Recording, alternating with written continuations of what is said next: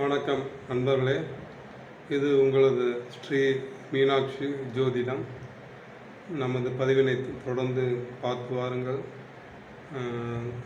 Like, comment, subscribe பண்ணுங்கள். தொடர்ந்து ஆதரவு கொடுங்கள்.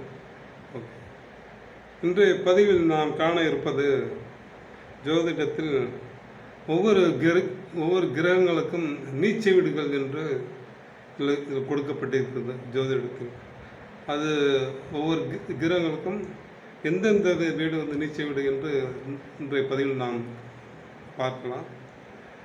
சூரியனுக்கு நீச்ச வீடு துலாம்.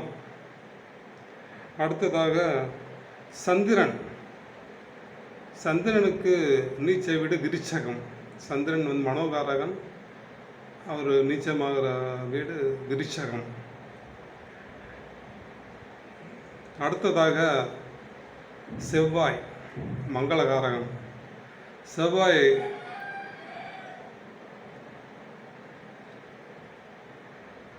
செவ்வாய் நீச்சமாகிற இடம் கடகம்.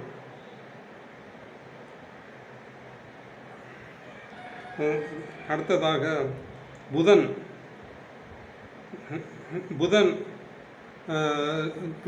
நீச்சமாகக்கூடிய வீடு மீனம். புதனுக்கு நீச்ச வீடு மீனம். அடுத்ததாக குரு பகவானுக்கு நீச்ச வீடு மகரம். அடுத்ததாக சுக்கிரனுக்கு நீச்ச வீடு கன்னி. ஆமாம். அடுத்த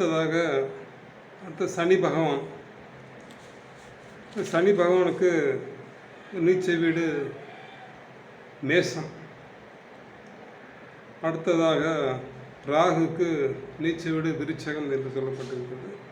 கேதுக்கும் ரிஷபம் என்று சொல்லப்பட்டிருக்கிறது ஜோதிடத்தில்.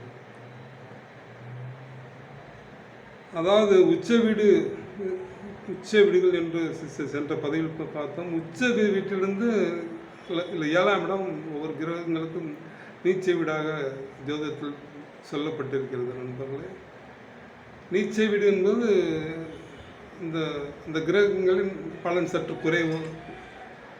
குறைவாக காணப்படும் என்று ஜோதிடம் சொல்கிறது. நன்றி நேயர்களே. நாம் அடுத்த பதிவில் வேறொரு பாடத்தை பற்றி பார்க்கலாம். நன்றி. எந்நாட்டுடைய சிவனை போற்றி, எந்நாட்டாருக்கும் நிறைவாக போற்றி.